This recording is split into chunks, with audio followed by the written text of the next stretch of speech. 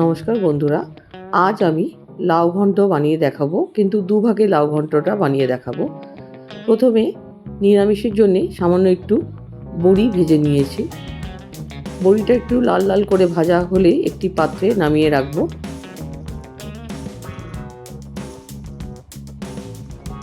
এরপর ওই কড়াইতে আরও খানিকটা তেল দিয়ে দুটো শুকনো লঙ্কা, একটি অর্ধেক তেজপাতা, মানে তেজপাতাটা খুব বড় ছিল তাই অর্ধেক দিয়েছি, আর 1 চামচের মতন সাদা জিরা দিয়ে দেব।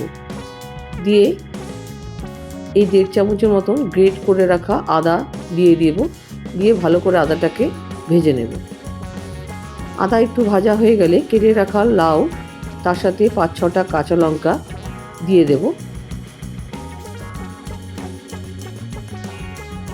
দিয়ে একটু ভালো করে নেড়ে চেড়ে এই 1 চামচের মতন নুন আর 1 চামচের মতন হলুদ দিয়ে আবার ভালো করে নেড়ে চেড়ে একটু মজিয়ে নেব।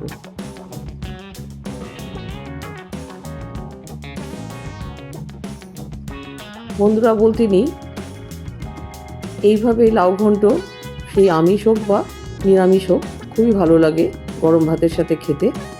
তো এরপর আমি এখনই দুভাগে ভাগ করে নেব। দুভাগে ভাগ, প্রথমে নিরামিষটা করে নেব।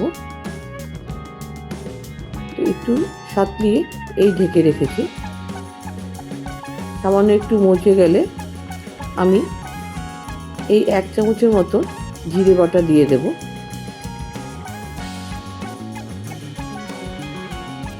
জিরে বাটা দিয়ে একটু নেড়ে চেড়ে ভেজে রাখা বড়িগুলো একটু ভেঙে দিয়ে দিয়েছে, দিয়ে ভালো করে সাতলিয়ে নেব। নিয়ে এখন আবার একটু ঢেকে ভালো করে মজিয়ে নেব।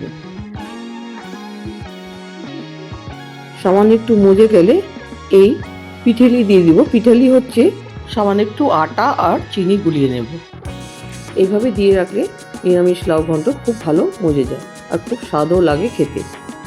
এরপর আরেকটি কড়াইতে মাছগুলো ভেজে নেব। আমি আগে থেকে মাছটা একটু ভেজে রেখেছিলাম, হালকা ভেজে নেব। আবার হালকা ভেজে একটি পাত্রে নামিয়ে রাখবো।